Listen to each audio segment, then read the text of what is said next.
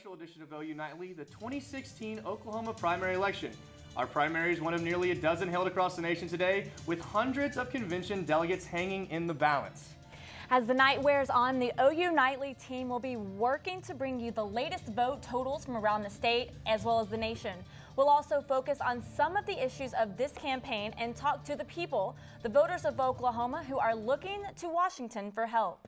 We have news crews at key venues in the metro area. They're going to keep us informed about what Oklahomans are doing to follow the results and pull for their candidates. And we'll bring you the results from other Super Tuesday states. And in addition to our OU Nightly staff, we have two experts to provide perspective and analysis of what happens tonight. And Jason Pudlow is a PhD candidate from the OU Political Science Department. Welcome, Jason. Thank you so much for being here. And his partner in thoughtful insights is also a PhD candidate from the OU Political Science Department, Lucienne Nelson. Lucienne, you've seen the election throughout today, and now votes are being counted. What can you tell us so far about what we've seen? Well, it's definitely an interesting race, an unusual one. I know everyone keeps talking about that and mentioning it, but of course it is. And so it's really, tonight is going to give us a clear direction of where the GOP is going to be heading from here on out. Thanks. Okay, and Jason, basically the same question. What do you think we'll be seeing? Yeah, well, no surprises yet, but the night is young, and so I think the second place race for the Republicans will be most exciting to watch. Definitely. All right, thank you so much. So far in the evening, we've had what we think is going to be wrapping up. Vermont, of course, going to Bernie Sanders on the Democratic side. No surprise there. With Hillary taking Virginia and Georgia, I believe. But on the Republican side, there's only been one so far that's wrapped up to Trump, but everything else is too close to call. Can you give us some insight on those races and which way we think they may be able to go? Or? So some states we're expecting will be clearer than others. Probably Texas will be one of those, big state. Oklahoma as well, we're hoping will probably be fairly clear. But others are going to be a little tighter, like Colorado, Massachusetts, and it'll be interesting to see, again, like Jason mentioned, who the second place is really the important part for now. So when talking about the second place race, what is important for those two that are behind Trump? What is important for them tonight, Jason, to claim a victory, a small victory tonight in the Super Tuesday elections? So what we're looking for is they have to show that they can last the rest of this contest. So the conventions are somewhere late summer, and so they have to show that they have the support and the people to actually keep this thing going. And so a strong second place showing tonight may show that they can do well as Trump possibly weakens as he goes west. Awesome, thank you. And what can you tell us about the dueling polls?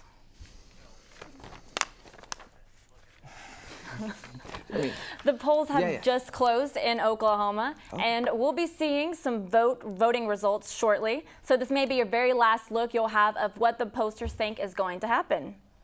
In the Republican race, the Sooner poll shows Donald Trump comfortably leading both Marco Rubio and Ted Cruz. All candidates have spent considerable time trying to woo us Oklahoma voters, and Trump has emerged with a commanding lead. And although 9% of Republicans remain undecided. And on the Democratic side, Sooner poll also shows a widening race. The numbers reveal Hillary Clinton with a 9-point lead over Senator Bernie Sanders. But in this race, 29% of Democrats likely to vote still have not made a decision. And another poll released yesterday by Monmouth University shows similar results. Trump leads Rubio and Cruz by about the same margin found by Sooner poll. But the Monmouth poll of Democratic voters was wildly different. It shows Bernie Sanders has pulled ahead of Hillary Clinton by a 5-point margin. The Monmouth poll was taken about the same time as Sooner polls, but with more than 25% fewer voters sampled. But regardless of what the pollsters' predict, election officials told OU Nightly's Courtney Boggs voters showed up in huge numbers at the only polls that really count. Election board office, this is an ad. The Cleveland County Election Board does their fair share of work for the community all year round. But there's one day every 4 years that keeps them busier than most. Our phone started ringing the minute we turned it on this morning at 6 o'clock, wanting to know, am I registered? Where do I vote? Super Tuesday is a day of primary elections for several states across the nation, including Oklahoma. Before the polls opened this morning, Cleveland County had already received 6,000 votes due to early voting and mail-in ballots. When we have an open presidential seat, we have more people voting. Officials believe that the county is on track to reach a 70% voter turnout. But the board is still encouraging as many voters as possible to make their way to the polls. No one's going to hold a gun to your head and say, you have to vote. So it's the individual's choice, as it should be. Of course, we want 100% voter turnout in every election. And although there are more Republicans registered in Cleveland County than Democrats, many polling sites have seen a fairly even number of voters from each party. One of the busier voter precincts today is near the University of Oklahoma. Nightly's Patrick Smith shows us that OU students are turning out in force. People have been showing up left and right here at St. John's Episcopal Church to make sure their voices are heard in this year's primary elections. Unlike most voting places in Oklahoma, this neighborhood is made up of primarily Democrats. In a random sampling of voters, Bernie Sanders seemed to have the edge. So who'd you vote for? I voted for Bernie Sanders. Well, I voted for Bernie. I don't expect to get what I want. There's also Clinton support in this precinct. Well, I voted for Democrat Hillary Clinton. The steady flow of voters is predicted to be a torrent after 5 o'clock when people get off work. Patrick Smith, OU Nightly. Thanks. So with the Oklahoma polls and everything, what can you tell us about how the polling works and when we think we'll be able to see numbers coming around for Oklahoma in particular? Okay. So there's two kinds of polls that we're working with here. One are forecast polls of likely voters, and so these are done before election day of people that say that they might vote. Now, what we know historically is that these people could also be wrong. They may change their mind in the poll, and so sometimes these are a bit more volatile. Exit polls happen after someone has left the polling station, and so unless they're lying to us, we kind of know what's happening there. What do you think is most exciting about watching this, just because we don't know what's going to happen in Oklahoma? Yeah, so I think what's exciting now is watching how the polls keep going back and forth on, in particular, Sanders and Clinton. And so that's just a fun race.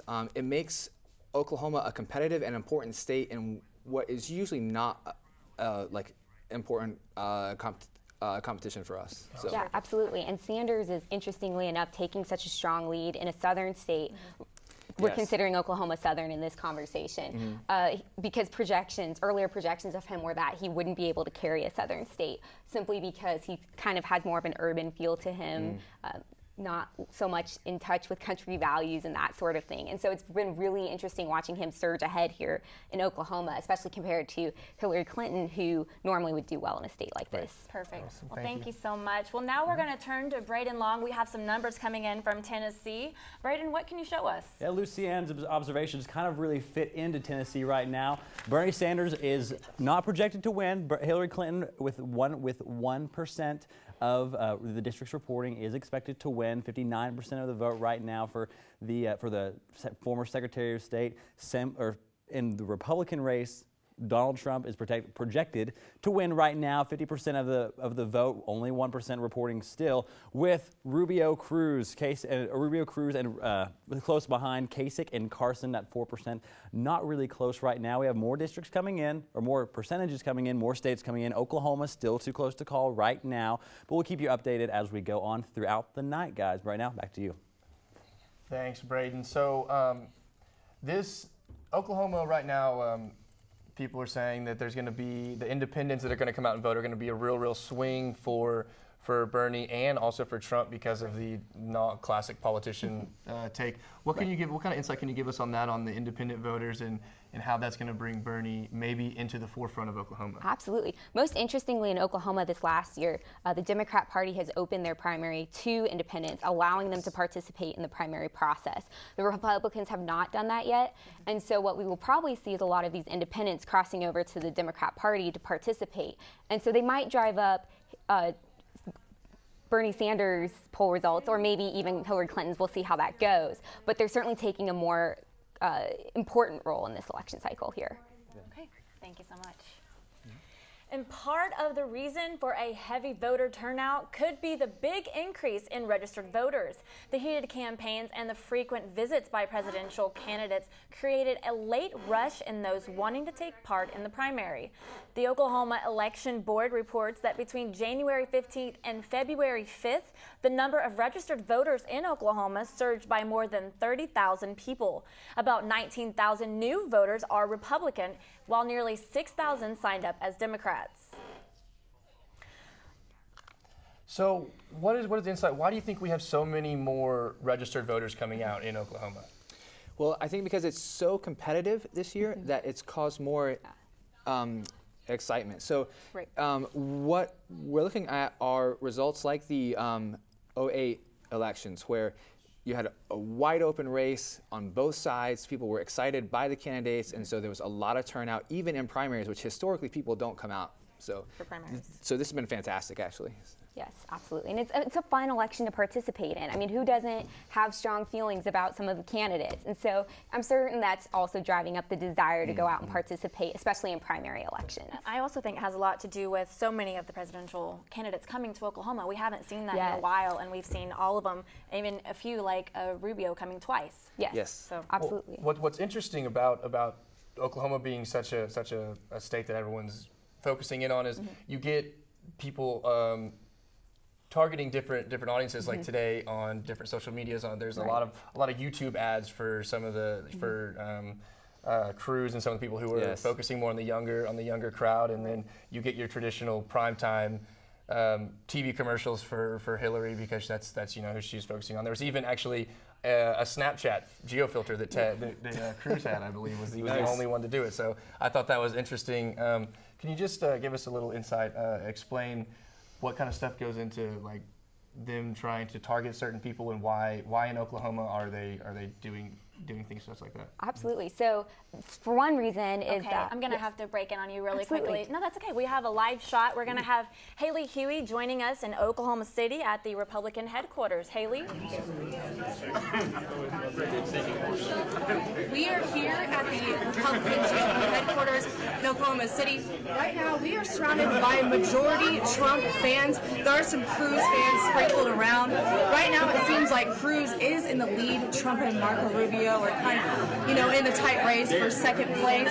Everyone seems excited here. They are really rooting for Trump. That's kind of the vibes I'm getting over here. Even driving on the way here, tons of Trump signs. Everyone seems excited. A little bummed that maybe he won't win Oklahoma, but they are pumped that so far he's won 4 states. Back to you guys. Thank you, Haley. Okay, we've got some Oklahoma Democrat numbers coming in. We're going to go to Braden. What can you tell us about this, Braden?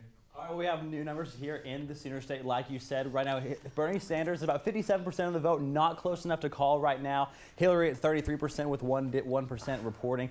There's been a lot of campaigning throughout the last few weeks here in Oklahoma, no doubt about that. Bernie being in Tulsa, back in Oklahoma City as well. But now heading on to Massachusetts, ready to get to call this race, or get to close to call to this race. 45% actually dead even right now, Clinton and Sanders. Similar story across a lot of the other regions of the nation right now, being extremely liberal up in Massachusetts, both going to do well there in the Democratic primary.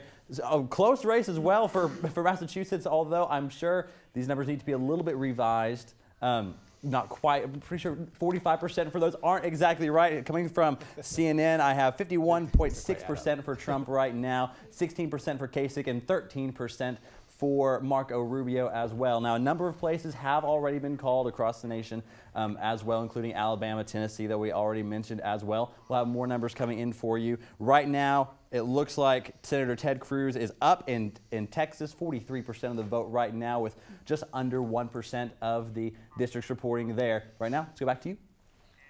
Thanks, Braden. Along with all these new registered voters, election officials report number of people who have voted early rose dramatically. In the 2012 election, about 14,500 people chose to vote early. In the 3 days of early voting ending Saturday, more than 34,000 voters cast ballots, more than double the number from 4 years ago. So that's a huge number of people coming out to early vote. Just what do you think drives that? Why? I mean, we've talked about how this is a fun election, good to be a part of, but that's a very, very large number. What would drive that many people to come out and early vote and to register? Well, absolutely, the momentum that these candidates have generated, specifically Bernie Sanders and Donald Trump, they're really able to, I mean, no matter how you feel about them as individuals, you certainly, or voters are certainly responding very, as we can see, very well to them. And by well, I mean coming out to actually participate in the process. And so I believe that that's really driving the momentum here as far as early voting goes. Do you agree with that? What do you have to say about that? Yeah, I mean, and the more chance that people have to vote, like if it's expanded just off of Tuesday onto other chances, more people vote, you know, and it makes sense, right? So with the excitement, with the expanded opportunity, we see these numbers are increasing. And with in the 2012 election on the Democratic side, it was pretty much a wrap for Barack Obama. Yeah. Could that, I mean, does that have anything to do with voter turnout? Because the part of the Democratic side isn't really even needing to come out and vote in the primaries because they know who's gonna be representing their party. Right, absolutely. And it helps too, I think, that all these candidates are actually coming here. You want to vote for someone you met, right? And so, when you see, oh, Bernie Sanders was here in Oklahoma City or Ted Cruz was here in Oklahoma City, you certainly feel a little more connected to the process. And so it helps you makes people feel like they have a civic responsibility, right? Right. I mean, so all 5 major candidates have been to the state in the last 2 days, which is just amazing. 2012, that was not the case. No. It was desolate. There was no ads, rare visits. Now you watch a Thunder game, and there's all kinds of ads happening. So. Right. All right, we're going to switch over to Braden Long. We've got some new numbers coming in from from Texas. Now we have Ted Cruz is supposed to win this, but Braden, what can you tell us? Yeah, Cruz is up right now in the Lone Star State. Go ahead and take a look at our Republicans. 42%. It's not really that close based on only 1% again reporting. 31% for Donald Trump, who did campaign down in Texas earlier this week. 14 for Rubio, 4 for Carson, 2 for Kasich. Not really a threat back home for Ted Cruz, still showing strong in his home state. Democrats are a little bit closer, not that much, about 30-point spread for Hillary and Bernie as well, with Bernie in the lead right now down in Texas as well. These numbers, 5% reporting for the Democrats. Clinton, Sanders both campaigning hard in the Lone Star State as well. But right now, races on either side aren't really that close. Cruz looking to dominate in his home state. Clinton right now with a big lead, hoping to hold on and gain some much needed over 100 delegates out of the Lone Star State, guys. From Tulsa to Lawton, a parade of presidential politicians has covered Oklahoma. Their campaigns have collectively spent hundreds of thousands of dollars pursuing Oklahoma voters, and Oklahomans by tens of thousands have responded by making their way to the polls. And for what? In hot pursuit of delegates to the Republican National Convention and a chance to become President of the United States. Currently, Donald Trump leads all GOP contenders with 81 delegates in hand. Cruz and Rubio are far distant second. On the Democratic side, while it feels like Hillary Clinton and Bernie Sanders are locked in a close race, Clinton has quickly grabbed an overwhelming lead over Bernie Sanders. No matter what happens in tonight's Oklahoma primary, the numbers won't change that much. There are slightly more than 40 delegates available for each party to claim in the Sooner State, a relatively low payoff for all the time and energy that they've spent and the money that they've spent here. But this is Super Tuesday, and Oklahoma is one of nearly a dozen states casting ballots, and the total number of delegates is up for grabs, increasing to a number that could swing the entire election. More than 600 Republican delegates and nearly 900 delegates on the Democratic side. By Wednesday morning, we'll know who the big winners are, and one or more of the candidates in today's primary will be on their way to securing their party's nomination. All right, we're going to be taking a break right now. We'll be coming back to talk more with our experts about what we should expect later on at the polls. Yeah. Thank you so much. Okay. Cool. That's good.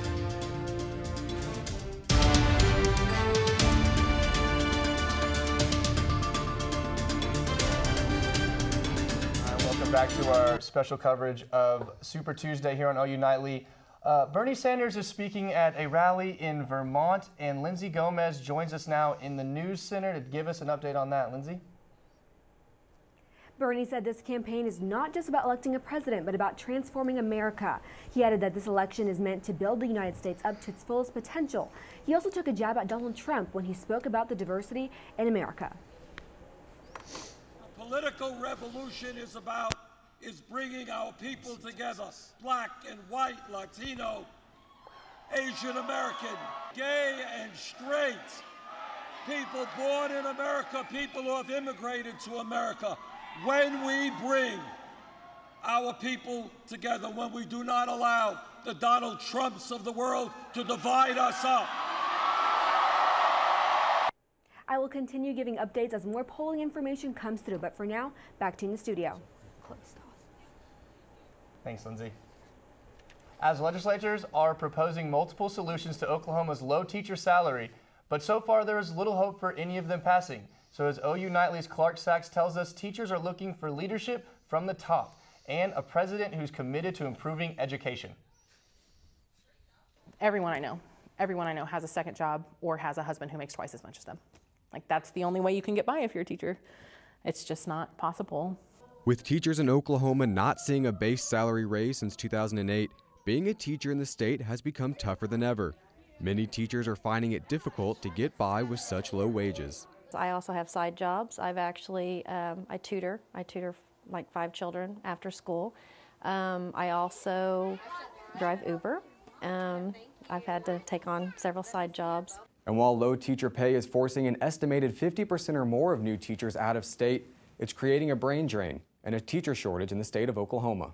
We're losing a lot of great teachers to Texas and to all the surrounding states because they get paid a lot more there. But some continue to stick around to try and make a difference.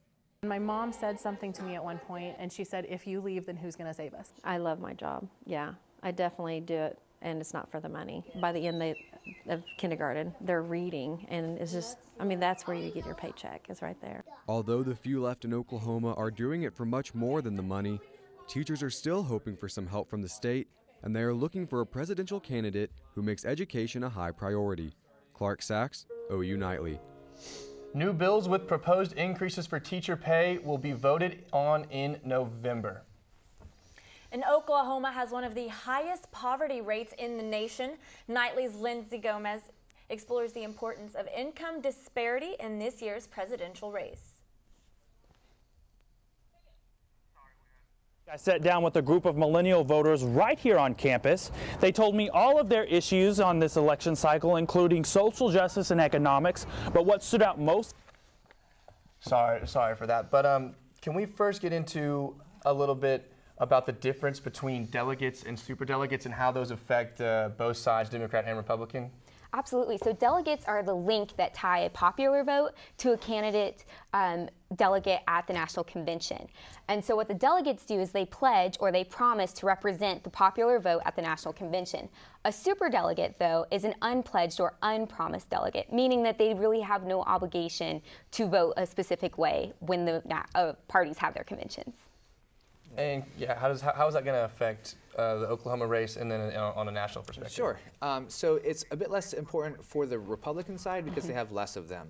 With the Democrats, there is some 700 supers, and so depending on whom these officials like, it can really shape how this race will play out.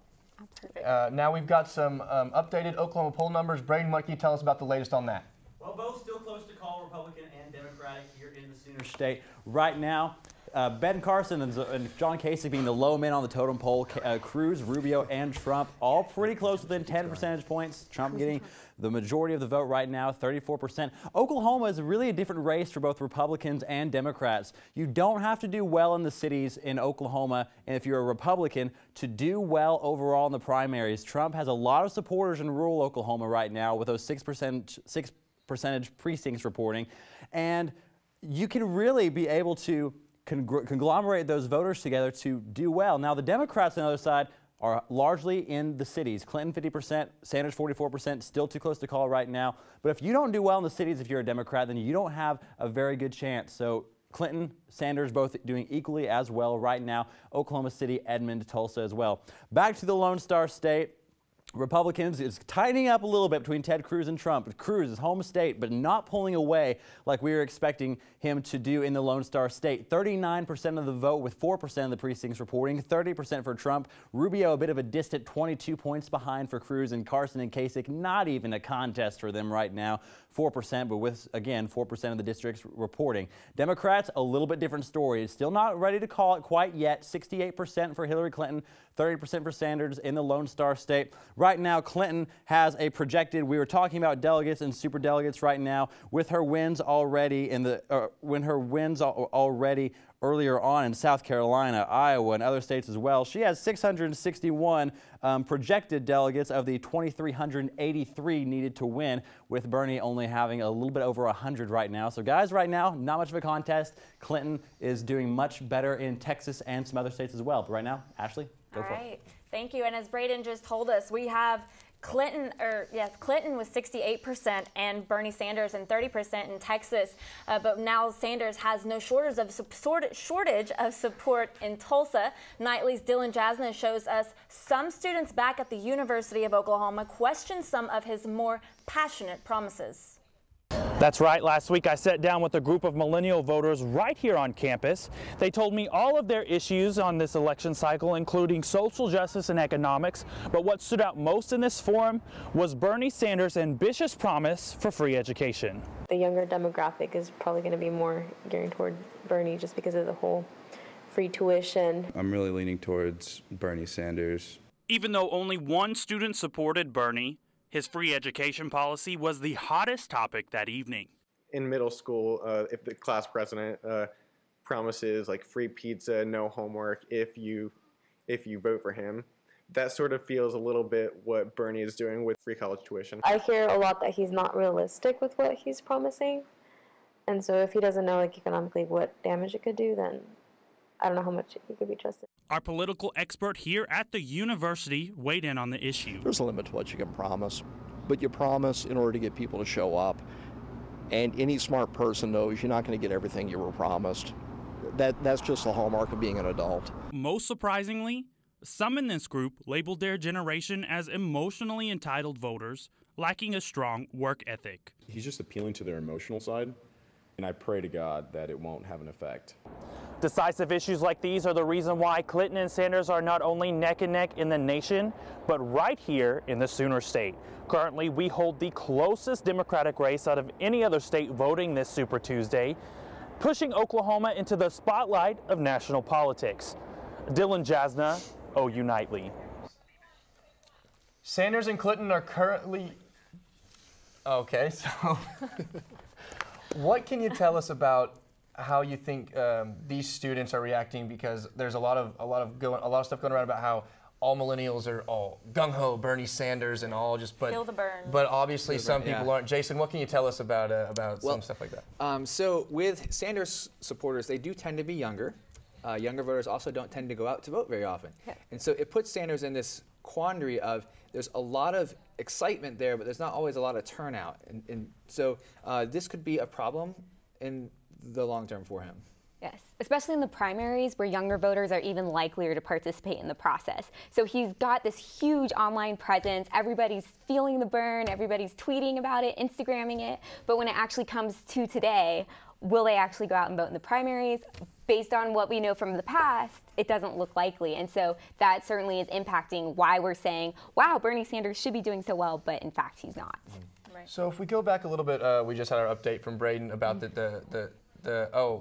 okay, well now we're going to go to Braden with new Georgia numbers. Braden, what can you tell us? Yeah, we're ready to call a couple more states already. Georgia and Vermont as well. Republican race, Trump 46%, not even close to Ted Cruz's 22, Marco Rubio's 21. Like a lot of the rest of the states, Carson and Kasich really not that much of a factor, with 10 or 12% of the districts reporting Trump dominating in the Peach State as well. 46%, almost half, which is none of these states are winner-take-all states, but that's going to be an overwhelming amount of delegates ready for the businessman. Now in Georgia, Clinton, even stronger lead right now over Bernie Sanders, 76% in Georgia, 23% for Bernie Sanders right now, leaving about a 1% error margin right there. 7% of the districts reporting for Georgia.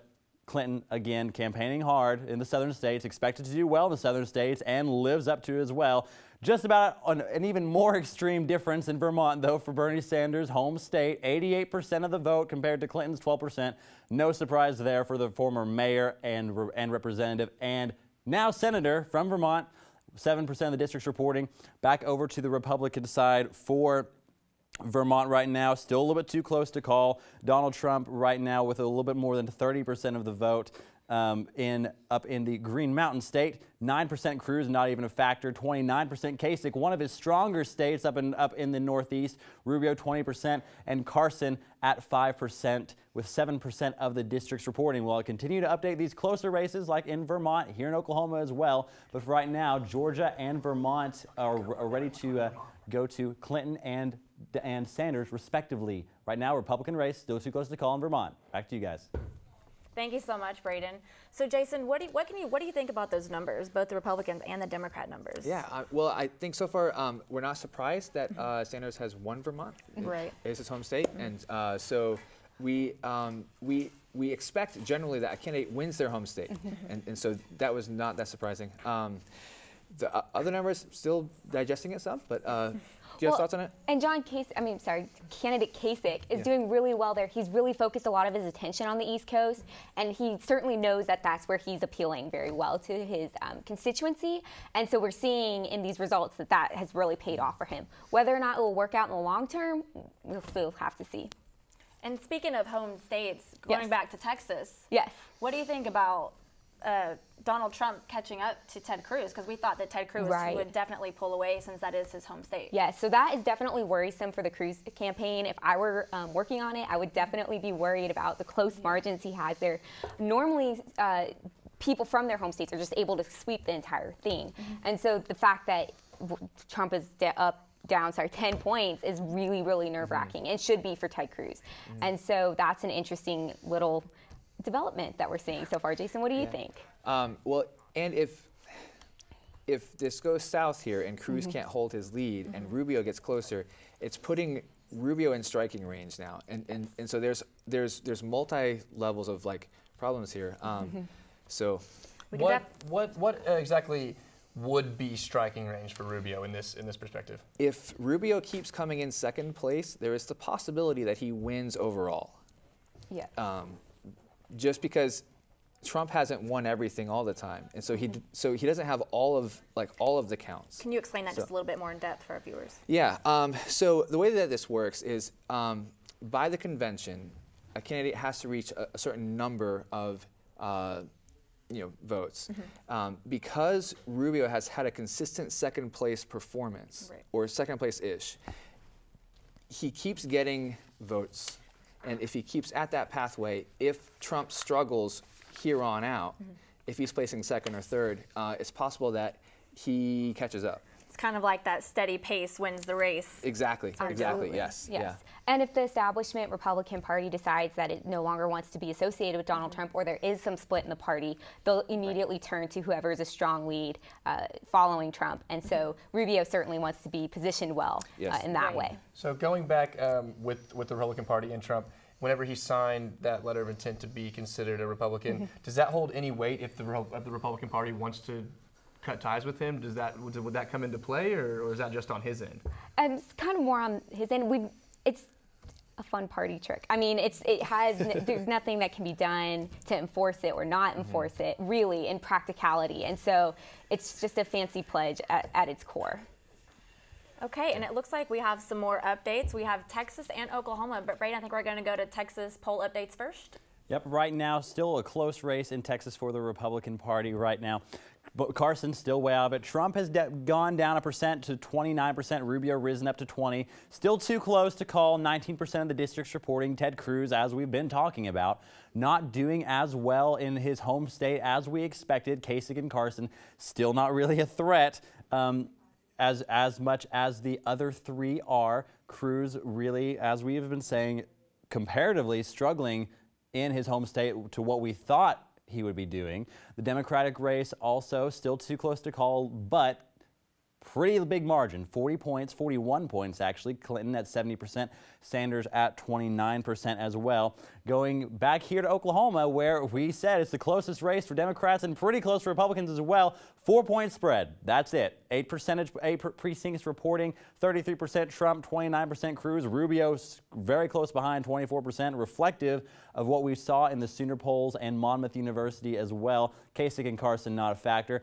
Democratic race, too close to call. Still too close to call. Gonna be close for a while. 49% for Clinton, 45% for Sanders. Campaigning heavy, Bill Clinton, or former President Bill Clinton being here twice in the last week here in the Sooner State. Sanders being in Tulsa and Oklahoma City, as we already talked about, really realizing that Oklahoma is, this campaign, a true battleground state, guys. Thank you, Braden. And once again, we are joined with Lucia Nelson and Jason Pedlow. Could you just give us your insights on those numbers, on Oklahoma, about how close it is between both parties in that matter? Yeah. So what's not surprising here is that Trump and Sanders are doing well. We expected that with voters frustrated, upset at the system, that outsider candidates would do well. So it's not terribly surprising that they're doing good. What's a little interesting is that how close everybody else is to them. The margins here are very slim. Absolutely. And it's interesting, too, because Ted Cruz isn't doing very well at home, but he's doing fairly well with his neighbors up north. So what does that say about him as a candidate? It'll be interesting to see how he actually ultimately pulls out in both states, both Texas and Oklahoma. Why do you think that is that he would be doing so well in Oklahoma but not in his home state?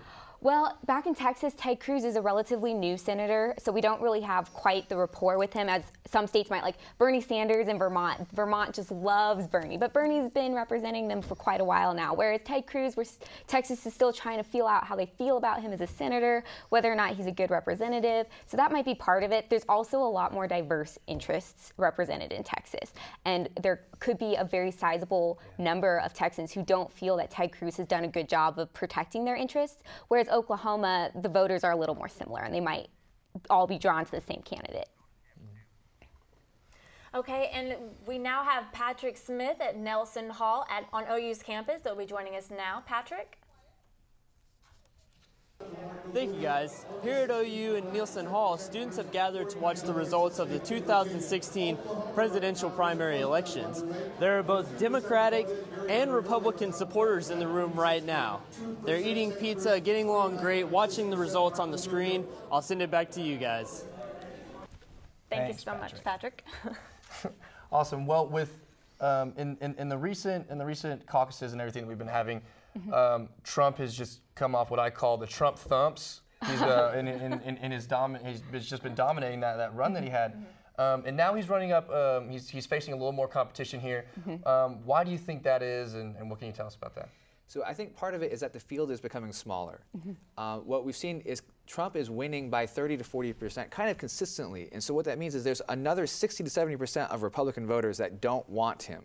And so as the field winnows, it seems that voters are shifting. And so Trump is not so much losing ground as he's actually facing more competition now.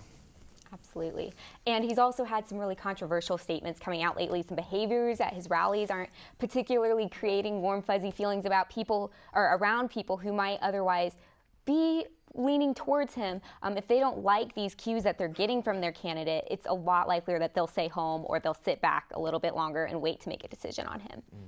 So what would be worse for him? People sitting at home and not voting, or people going out and voting, whether it's for him or against him?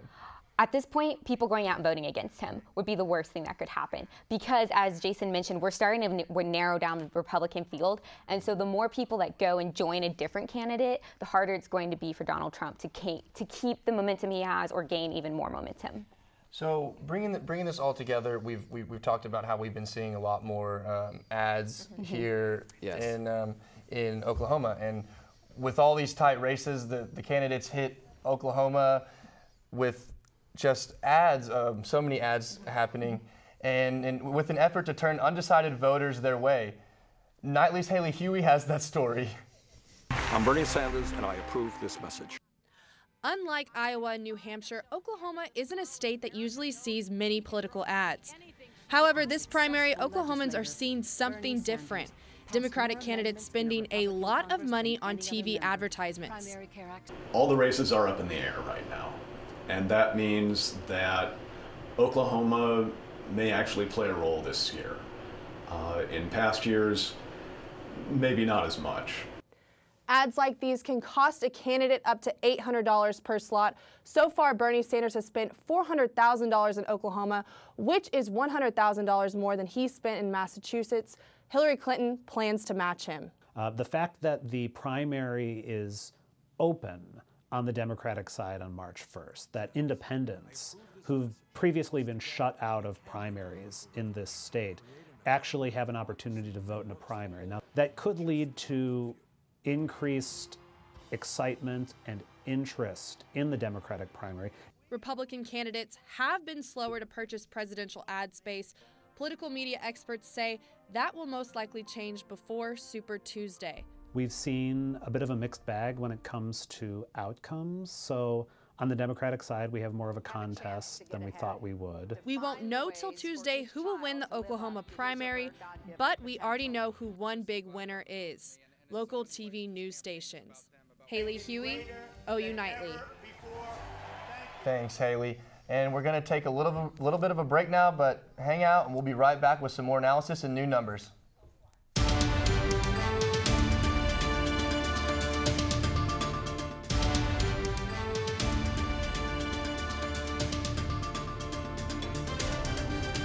Welcome back to OU Nightly's Super Tuesday special edition. And we have Braden joining us now for more poll numbers in Alabama. Braden?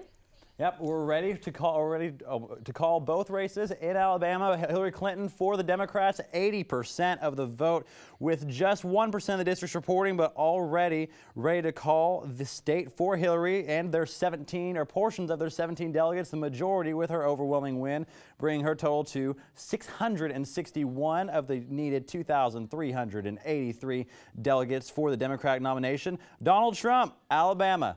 38% of the vote right now, 11% of the districts reporting. Cruz and Rubio deadlocked at 20% each, but if Trump continues to dominate in Alabama, he'll take home 10 more delegates for a total of 125 right now, more than 100 than Rubio or Cruz. Kasich and Carson, again, well out of the race in most of these states. Back to you, Stephen. Thanks, Braden. So, Lucianne, is that surprising that Hillary has such a large margin? They're already calling the state? Not really. I mean, it's a repeat kind of what happened in South Carolina not that long ago. And we were predicting beforehand that Clinton would be able to carry the South, and Bernie Sanders really doesn't have quite the appeal down here as he does, for example, back in Vermont. And so I'm not too surprised that she was able to sweep so strongly down there. And then what about on the Republican side? It's still close. It's always going to be close, but Trump does have that lead. Is that surprising at all? Not really. If you're looking at the identities of the voters that are participating down there, they really are kind of the sort of voter that we would say Donald Trump is attracting. He knows his audience. I mean, the man can sell anything, right? The Apprentice, we all love it. And that is just, we're watching this happen, but like in politics instead of with business, for sure. Okay, and we're going to talk about the Republicans in Alabama. We have Rubio and Cruz that are neck and neck. That's probably not surprising either. Right. Yeah, I mean, so this fits with what we were expecting to happen. We were expecting Trump to do very well in these states in the South. Cruz and Rubio is, again, it's expected that it'd be a close fight for second place. Right, yeah. Right. All right, thank you so much, Jason. We've got all these numbers slowly rolling in, but of course, we're only getting 10, 11%, not very much percent of all the total delegates rolling in. But now we're going to go back to Braden with the Oklahoma Democrat update. Braden? Yeah, like I said earlier, guys, for the Democratic race, if you have to do well in the cities, right now Bernie Sanders is dominating the universities, Oklahoma State and the University of Oklahoma, Cleveland County, Payne County, respectively, going to Bernie Sanders, 48% to Clinton's 44%. Clinton still has an advantage in Tulsa, in Oklahoma City, and most of rural Oklahoma right now, keeping her close with Bernie. But that's really why, as I said earlier, Same story on the Republican side, that who's doing well is doing well. Trump 32% really carrying rural Oklahoma, western and southern Oklahoma. Cruz doing well in Oklahoma City and Tulsa. 32% to 31%. The closest race right now in the nation is Oklahoma on both sides. 23% for Marco Rubio. Still plenty of delegates to be had here in the Sooner State that look to be pretty evenly divided right now. Carson 7%, Kasich 4%. Only 13% of the districts reporting for Oklahoma. So we have a long way to go here in the Sooner State, but close, tight races continue. Guys? Okay, so from looking at those numbers, it looks like we have a really tight race between Ted Cruz and Donald Trump. What can you tell us about that? Yeah, so real quick. In our Oklahoma numbers, we're still waiting for our larger towns to report in, and so as that unfolds, it'll get more fun. We're going to be really tight race in Oklahoma. Yes. Okay, now we're going to be tossing to Annie Durbin in Oklahoma City. Annie? Yeah, guys, I'm at the GOP Oklahoma Republican headquarters here, and I gotta say the vibe here is just too good. I'm here in front of a poster that John Wayne, Donald Trump, and Ronald Reagan. People here are just awesome. We have people filled in all kinds of rooms. I was talking earlier to a man, over here. His name is Corey Perry, and I know you said earlier that you're a Rubio fan, so how do you feel right now with the race being so tight with Donald Trump and Rubio right now? Well, I think it's indicative of what we've seen over this entire primary race. America has a lot of choices, and so it's going to come down to what the people ultimately want, be it Donald Trump, Marco Rubio, or anyone else. And what is it that you see different in Rubio that you see compared to other candidates? Well, you talk about someone that's aspirational and can really bring the party together and bring America together for that cause on either side of the aisle. It's Marco Rubio. He's a person that has a vision for the future and for our right now. And so for me, that's what I need. He's someone that supports our troops as a veteran. He's someone that I can look to as a guy that's a father. And I'll be a father one day. He's laying the groundwork. We have to be able to look to our leaders for guidance in our everyday lives and hope that it's someone we can be proud of, and he's that guy for me. So are you more voting on the candidate, or are you voting on the party in this situation? For me, it's based on the candidate and the issues. Now, I'm a Republican through and through. There's no in-between for me, but at the end of the day, he is a candidate that transcends all barriers, be it party affiliation, race barriers, or anything. It's Marco Rubio. Awesome. Well, thank you so much, and hope you have a good rest of your night, and best of luck. You too. Thank you. Thanks, guys, and it's back to you.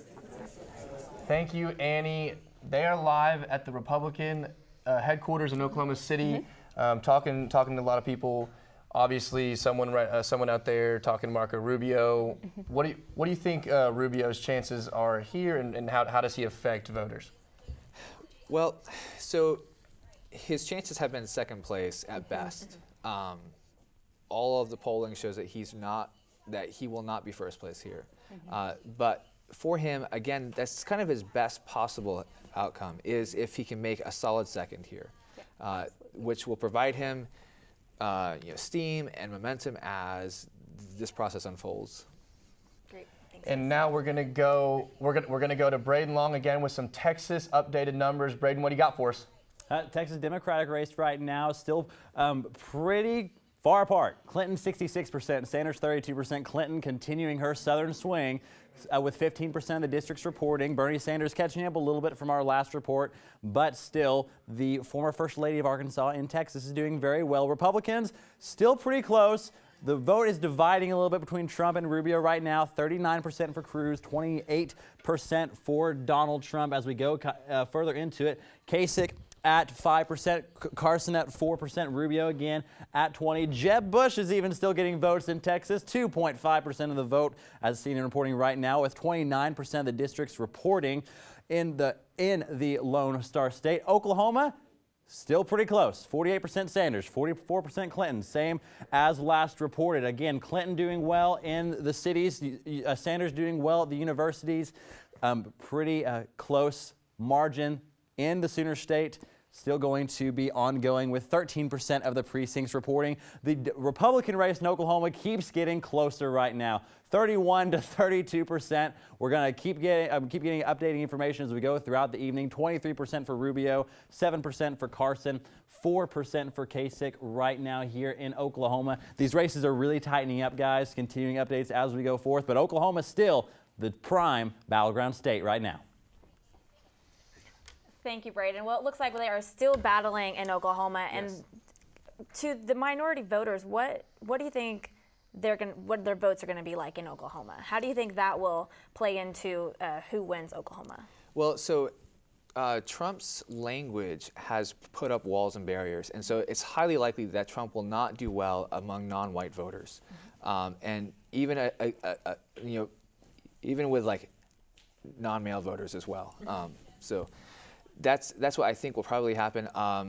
Cruz and Marco have been more careful about how they phrase these things. Right. They have tried to make immigration, bills in the past to mixed success, but they seem more welcoming. So. Right. What do you think about that? Well, in politics, at their core, we like to say it's about our identity, right? It's about who I am, who you are, and who we imagine we as a country will be, right? And so part of who I am, part of who you are things like our status as minorities or not as minorities, women, et cetera, religion. And so that's certainly driving a lot of what we're seeing here. It will be interesting, like Jason mentioned, to see exactly how the minorities shake out at the end, for sure. Thank you, Lucianne. In order to win Oklahoma votes, candidates are going to need to appeal to the deeply rooted Native American tribes and nations that have deep ties to the Sooner State. What I look for in a presidential candidate is if they're going to help the Native Americans, whether it be schooling or anything like that. With this year's first-time voters gearing up to cast their votes, many Native American millennials are not sure where the candidates stand when it comes to Native American issues. The topics that concern me are sovereignty, healthcare, and education, not only for our students, but maybe for our elders as well. Vice Chairman Ted Grant of the Oto-Missouri tribe feels that millennial voters need to choose a candidate who will recognize sovereignty issues of the Native American people. That is very important to us. Without that, we wouldn't be able to have IHS or other health benefits for our people. I've been paying attention to some of the elections and the debates, and I really haven't heard anything addressed toward the Native American people. Vice Chairman Grant had this advice for the Native American millennial voters. Look for the candidate that is a doer, not just a talker to make it sound real good, but someone that's actually going to do something for our Native American people. Many Native Americans are still searching for a candidate that will address their issues. For OU Nightly, I'm Jeremy Deere. Most Native American voters are looking for a candidate that takes the issues they face into consideration. And now we're going to go to Braden again. We have new numbers in Arkansas for the Democrats. Braden? Arkansas, but also Alabama. 80% reporting, or 1% reporting Clinton projected to win in the southern state. No surprise there. Bernie Sanders, 15%, a repeat of South Carolina, like we talked about earlier on here in our special Super Tuesday coverage. But for Arkansas, Democrats, right now, the former First Lady of Arkansas is expected to go ahead and take her home state, or her previous home state, 72% for Clinton, 25% for Sanders. It's not even close for the former First Lady of Arkansas. The Republican race, and she's expected to take home their 13 delegates right now. The Republican race, much closer, 1% separating Trump and Rubio. Rubio stronger in Arkansas, 32% Trump, 31% Rubio, 24% Cruz. Still pretty tight. This race in Arkansas, like Oklahoma, is tightening up pretty good right now. 6% Kasich, 4% Carson. Tennessee Democrats right now, Clinton, again, continuing that southern swing I mentioned earlier. Almost 70% of the vote, 68%, Sanders 30%, with 15% of the districts reporting. Bernie really not doing well in our southern states right now in Alabama, Tennessee, South Carolina earlier. Much of the same being seen. Republicans, closer race. 44% Trump, 22% Cruz, but still pretty far spread between Trump and Cruz. Close between Cruz and Rubio, 19%, 6% Kasich, 5% Carson. But right now, it looks like Trump's running away a little bit with Tennessee, and Hillary running away with most of the southern states, except Oklahoma. Guys, back to you. Oh, new update, Massachusetts. Apologies, new update out of Massachusetts if we want to take that. 52% Clinton, 47% Sanders. Clinton up from the Northeast whenever she represented New York, and she is still in a pretty tight race with one of the most liberal states in the nation. 10% of the precincts reporting right now. There are an estimated, there's several dozens of delegates out of Massachusetts. 46% for Trump in the Republican race right now. Not really a contest. Expected to go ahead and take that state, but we're not quite ready to call it. 20% for Rubio, 19% Kasich, and Kasich's one of his stronger showings. Cruz and Carson not doing very well in the Northeast as expected, with 12% of those precincts reporting Trump running away in the Northeast as expected. We'll have more updating information coming up. Thank you so much, Braden. Now let's go and talk about Arkansas Republicans. We have Trump and we also have Rubio there. They're almost neck and neck again. So we've got Trump and Ted Cruz kind of battling in some states, and now you've got Donald Trump and you've got Marco Rubio. What can you tell us about that? So what we're seeing so far, if we look at county level results so far, Trump is winning in the country and Rubio is winning in the cities. And so as we look at the breakdown, for whatever reason, voters in urban zones like Marco Rubio better. So, yeah. All right, so now we're going to go to Rashida Kaba at the Hillary Clinton rally in Oklahoma City. Rashida?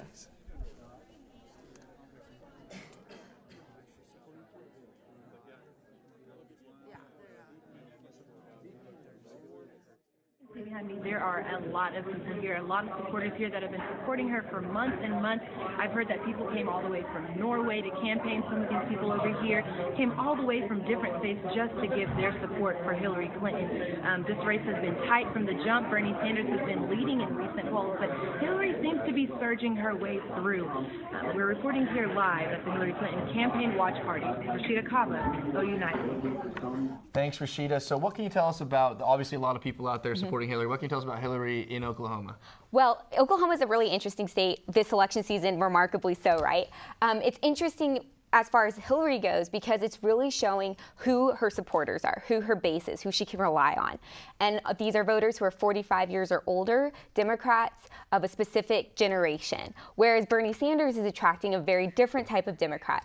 And so this particular election cycle in this particular state is showing a split in the Democrat Party. What it means for the future, again, we don't know. There's so much about this we don't know, but it's certainly interesting and it certainly tells us a lot about what Hillary Clinton's path looks like moving forward. And it really contrasts her with President Obama, who did so well amongst 45 and younger. And so that's another development to be watching.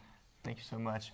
Well, they are excited about those Cruz numbers in Oklahoma City here around the state. We're going now live to Republican headquarters in Oklahoma City with Haley Huey. Haley Huey, how's it looking down there? Thanks, guys. I'm here at the Republican GOP in Oklahoma City, here with Kathy Costello, who just publicly endorsed Ted Cruz. Kind of explain some of the reasons why you are endorsing Ted Cruz and voting for him. There are many good reasons to endorse Ted Cruz, but I have a very personal issue, a very personal reason why I've chosen Ted. I am the widow of the late Labor Commissioner for the state of Oklahoma, Mark Costello. I lost my husband in August, on August 23rd. We have 5 children, and our oldest son has suffered with mental illness for the past 8 years. He's been in and out of hospitals 10 times. And in August, we were having a quiet dinner with him at Brahms in Oklahoma City. And he inexplicably, in a psychotic, schizophrenic break, stabbed my husband to death. Ted Cruz is the only candidate running that has been actively advocating for mental health reform and has. Thank you so much, Haley. And now we are going to go to Lindsay Gomez in the News Center. What do you have for us, Lindsay? Senator Bernie Sanders suggests he's in it for the long haul in this race for the Democratic presidential nomination. He said his campaign may have many enemies, but it will persevere. Thank you so much, Lindsay. And now I think we have some more information about Oklahoma. Yeah, Ashley, Stephen, right now, Oklahoma, the youth vote really has spoken in the Democratic primary. 51, we're currently at a pretty deadlock, 50-50 right now, 28%, but Clinton, who is expected to really dominate the senior state less than a week ago, is now in a dead heat between Senator Bernie Sanders and Hillary right now. The Republican side, we've taken a bit of a turn. 33% Cruz, 31% Trump. Ted Cruz really tapping into the evangelical vote here in the senior state. Kasich falling even further behind. Carson at 7%, Rubio at 24%. But right now, we continue to flip-flop in the Sooner State. Texas Democrats Hillary Clinton expected to win 66%, taking home several of those over 100 delegates in the state of Texas. Bernie Sanders at 32%, 17% of the precincts reporting, so this race can get closer to determine delegates. But right now, Clinton surging in Texas.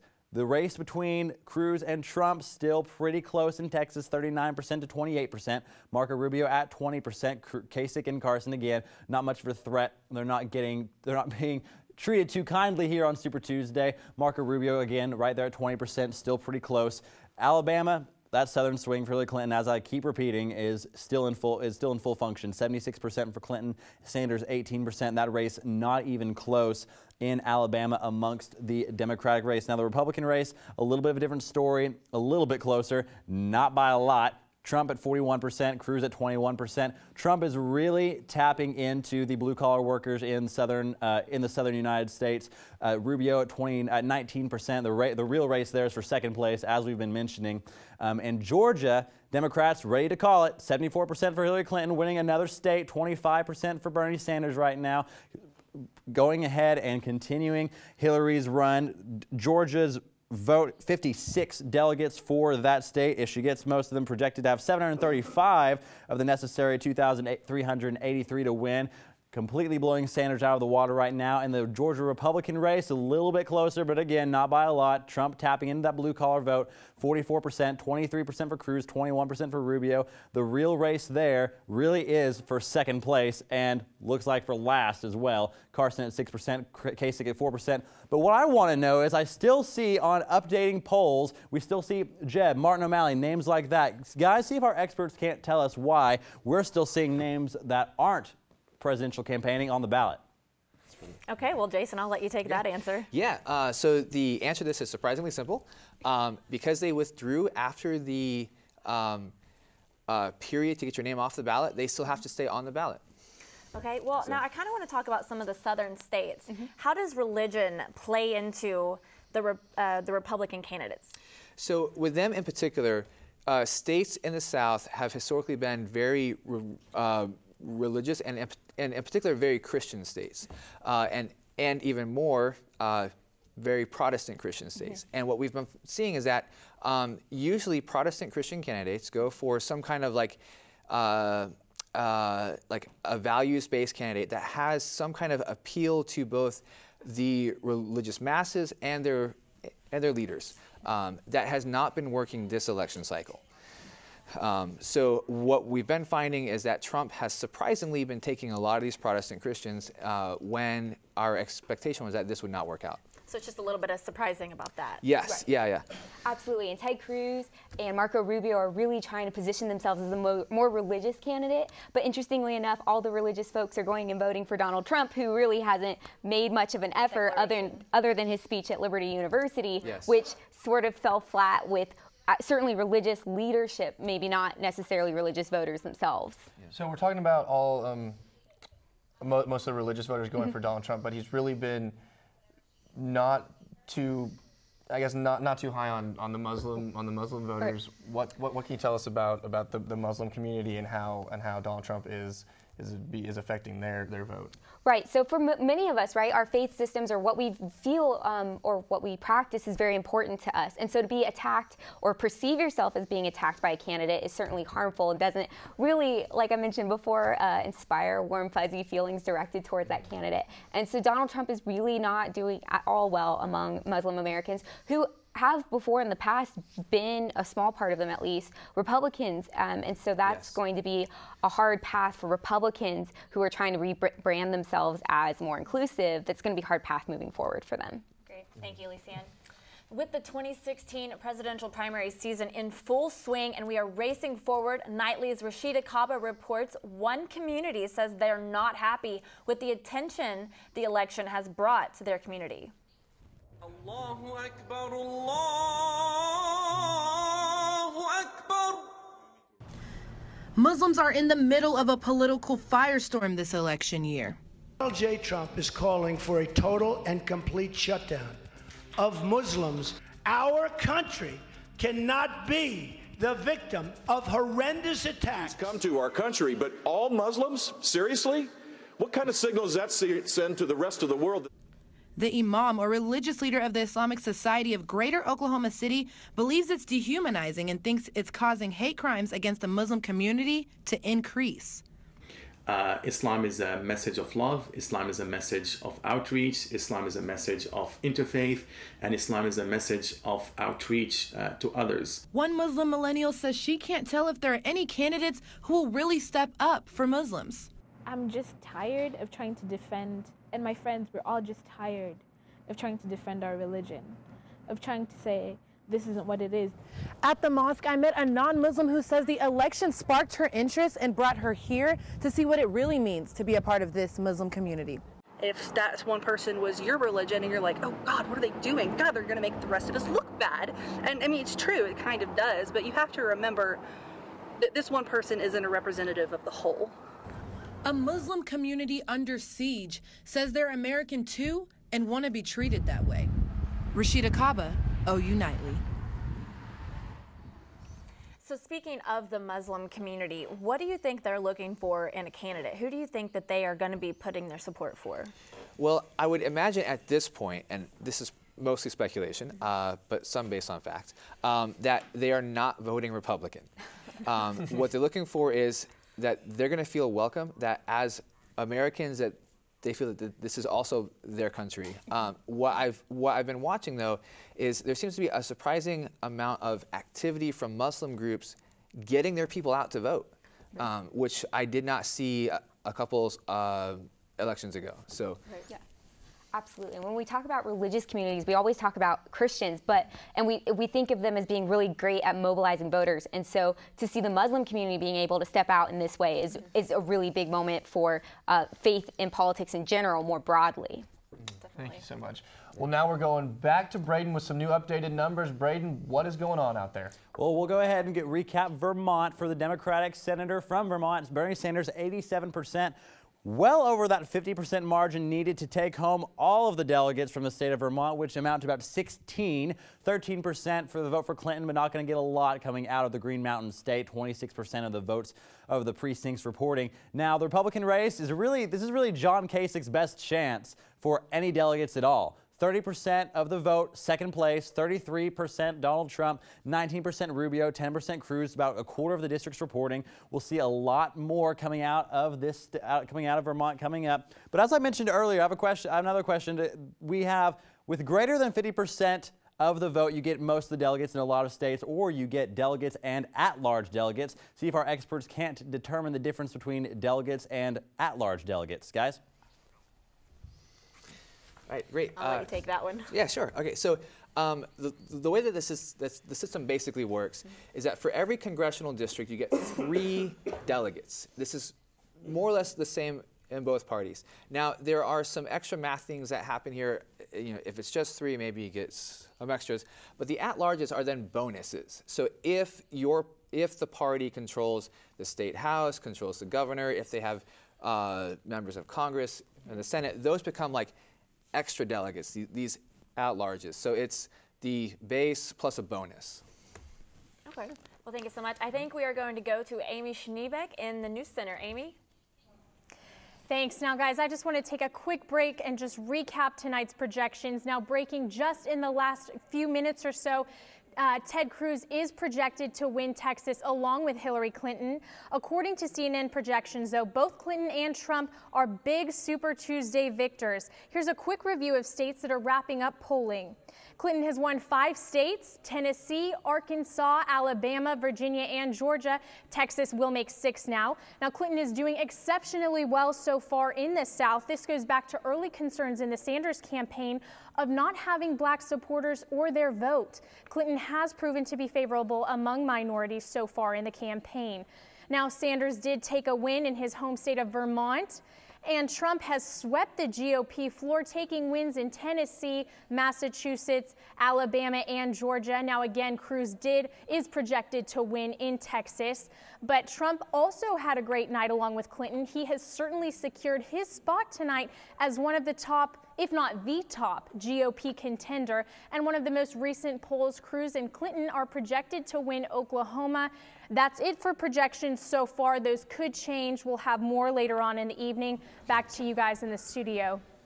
Thank you so much, Amy. So let's talk about what Amy was just talking about. Okay. They say they're predicted for Cruz and for Clinton to win Oklahoma. What do you think about that? Yeah, well, I was, I guess, kind of surprised. I was expecting Sanders, but Why were you expecting Sanders? Well, so he had a lot of momentum, a lot of buildup. A lot of recent polls had said that it looks like he had a slight edge. Looking again at the county breakdowns, Clinton handily won urban districts. Yeah. Right.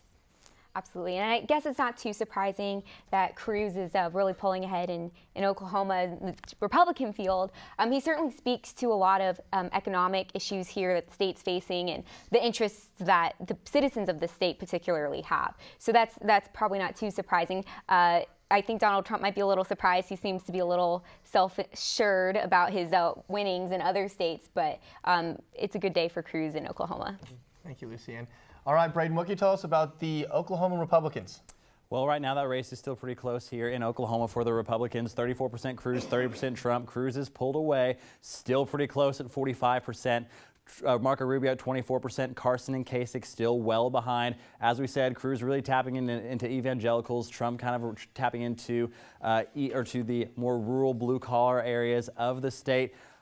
For Democrats, it's still pretty close. 52% Sanders, 41% Clinton, the opposite of what we really were just talking about. 45% of the districts reporting. So this state's not really ready to call just yet. 52% Sanders, 41% Clinton. Sanders tapping into the universities, as I said earlier, with Clinton still holding a little bit of the vote. Now going up to Massachusetts for the Republican nomination first. Donald Trump pulling away in Massachusetts, expected to, if he reaches that 50% mark, take home most of, if not all of Massachusetts, 42 delegates. Marco Rubio at 19%, Kasich at 19%, battle for second place there for any delegates at all. Ted Cruz and Ben Carson not doing too hot up there in Massachusetts. Still a lot of districts left to report, only 12% reporting. And this race is actually closer than Oklahoma's. 51% Clinton, 48% Sanders, 20% of the districts reporting for that as well. Clinton still doing well in Northeast and Southern states, really carried the Southern states, as we mentioned, and still much closer up Northeast, with 20% of the districts reporting in the Democratic race. Virginia Republicans, 36% Trump, 31% Rubio, 17% Cruz. Trump and Rubio really battling it out there in the Commonwealth of Virginia. Kasich and Carson not really a factor there. Cruz, again, nearing 20%, but not doing well out east. Kind of really hovering around Oklahoma and Texas right now for most of the delegates for him right now. The delegate count for Donald Trump right now is over 100 for Super Tuesday compared to the rest of the candidates. Clinton in Virginia, 65%, ready to call that. 91% of the districts reporting. So Hillary Clinton will be the winner out of Virginia. Bernie Sanders at 35%, putting up a little bit of a fight, but not much out east. In the Commonwealth of Virginia, that's 49 delegates at stake in that open primary. Out in that open primary. Virginia Republicans, as we mentioned, also close as well, with Trump leading right now. Guys? Thanks, Braden. So with Bernie Sanders up in the Northeast completely taking Vermont, you may expect to see him take more up in the Northeast, but it's really close right now. Hillary leading Massachusetts. Is that surprising, or is that what we expected? I mean, it is and it isn't, in the sense that Massachusetts it's close to his home state of Vermont. It has certainly more liberal Democrats that would probably have more views in common with Bernie, but it's not too surprising because Hillary Clinton, this is her election cycle to lose, right? And so it's certainly, in that sense, not too surprising. She's spent a lot of money and time trying to win these states. Speaking of her spending a lot of time trying to win, she's winning Oklahoma. Many people thought Bernie may take it from her, but she had her husband, former President Bill, come here twice actually. What do you think? How do you think that played into her wrapping up and finally getting this projection to win Oklahoma? Yeah. Well, so once a president leaves office, they become more popular. Yes. There's this small dip right afterwards, and then over time, it goes up. People generally like Bill. He's a great campaigner. He's very personable.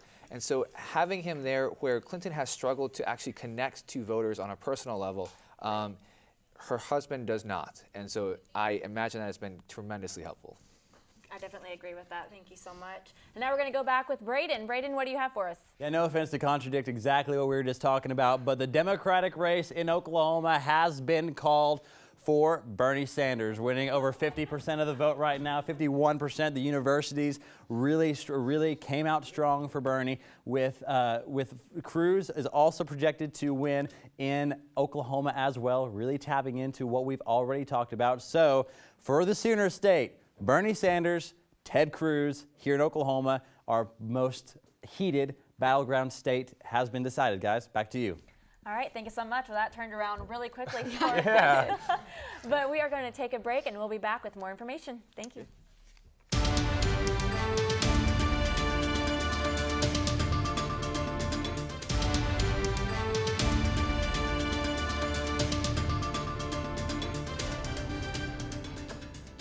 Well, welcome back, and we just got some new updates, and it looks like Cruz has won Oklahoma. Yeah, the projected come out have just come out a few moments ago, taking down Donald Trump. How's that? Well, I think, again, like I mentioned earlier, it's probably tied into economic issues and interests that the state has. Definitely is reflective of what candidate Cruz, has really endorsed throughout his campaign. And so I'm sure he's really been able to connect with voters in that sense. As well as Cruz, they are projecting Hillary taking the victory here in Oklahoma. Bernie, right? Bernie, I apologize, excuse me. Last minute switch over. Bernie, yeah, they switched it. Braden came in there and switched it on us real quick. So, real last minute switch, can you explain that maybe a little bit? Well, so it was a close race to start with. As more precincts report, the data becomes more refined, and so our estimations get better. And so this is probably just a product of all the polls are closed now. All the results are just about in, and so now we have more certainty. Yep. Awesome, thank you. So we've also, just in, Ted Cruz winning Texas, saving his home state, taking it back from Trump. He needed that. What are the numbers looking like? Not a super large margin, 48% to 28% over Trump. Is that big enough for him to stay in this? Well, that's a good question, because what they're reflecting right now, the numbers we're seeing are actually the percentage of popular vote that he's won. It's not necessarily how many delegates he's won. And so the problem for candidate Cruz in this case is that he might not have won enough delegates from his state to really make his mark on Donald Trump, who's already gotten so many delegates across the rest of the country. So what he really needed to have done tonight is probably win by huge margins in the popular vote so that his delegate count would be significantly higher, because they have 155 delegates up in Texas. So what looks like, 40% versus 28% may actually come down to a handful of delegates. Thank you. And also in Texas, word is Hillary Clinton has just won Texas. Give us a little insight on that, please, Jason. Is that surprising, or? Well, it's not surprising. It's bad news for Sanders because on their side, there's around 200 delegates at play, and so Clinton continues to expand her lead out, and it makes it harder for Sanders to catch up. Okay, thank you so much. And now we have Courtney Boggs joining us from Comanche County. Courtney? I'm here at the Comanche County Election Board in Lawton, Oklahoma, where votes are starting to roll in. 11 of the precincts have been calculated. For the Democratic Party, Hillary Clinton is in the lead with 53% of the vote. Bernie Sanders is in second with 42% of the vote. The Republican Party has been neck and neck. The two candidates duking out at the top. It's been going back and forth between Ted Cruz and Donald Trump. As of now, Ted Cruz is ahead with 38% of the vote, while Donald Trump follows with 31% of the vote. That's all for now. Back to you in the studio. Thanks, Courtney. Well, obviously she said Hillary leading 53%, but we already know projected Bernie to take the state. Is there any chance that we could see this pool any closer before it's all said and done, or are we pretty sure it's wrapped up? I mean, it could always pull closer. they're still counting. We like to think we know in advance, but like we just saw, it can switch over really fast. So we'll wait and see, right? So on any of these numbers, are any of them surprising to you so far? I think so far it's within about what we expected. That Cruz is winning here is kind of a surprise. Yes. A lot of polls had Trump a heavy favorite. And so for him to be not winning, it's kind of shocking. So how do these wins for Cruz projected here in Oklahoma, how does that relate to his issues on economics, and does that relate to the people and Donald Trump losing? You spoke a little bit about the economic efforts earlier. Can you go a little more in depth? Donald Trump is their classic city folk, right? Versus Ted Cruz, who's really positioned himself as, you know, a good old-fashioned Texas cowboy. I mean, who can't love a guy like that? Or at least that's what he thinks, right? And so he really has focused a lot of his energy on developing economic policies that would favor the oil industry, would favor agriculture industries, which are obviously a really big part of the Oklahoma economy. He also has been